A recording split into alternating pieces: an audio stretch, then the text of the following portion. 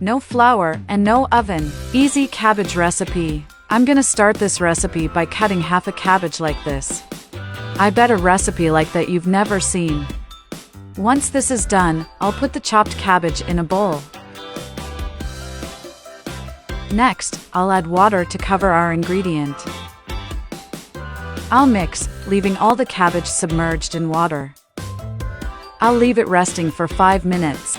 Meanwhile, I will use 50 grams of mozzarella cheese, and with the help of a grater I will grate our cheese.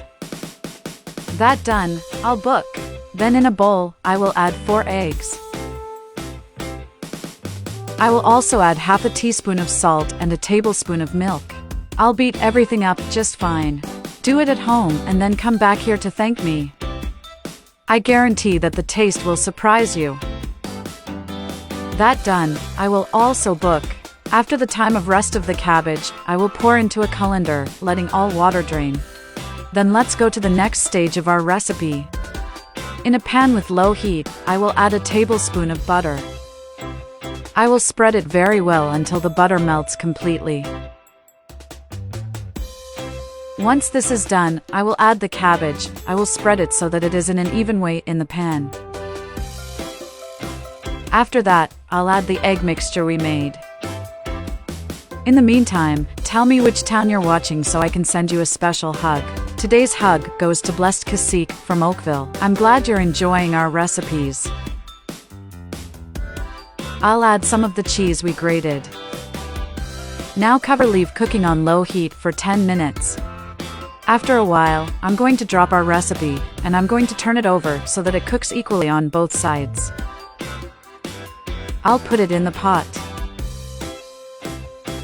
I'll add 2 tablespoons of tomato sauce. I'll spread it over our recipe. Next, I will add pepperoni cut into slices, use in the amount you prefer. After that, I will add the rest of the mozzarella that we grated earlier. Now is to cover again and leave cooking on low heat for another 5 minutes. After a while, our amazing recipe is ready. I'll loosen our recipe from the pot. I'll cut a slice.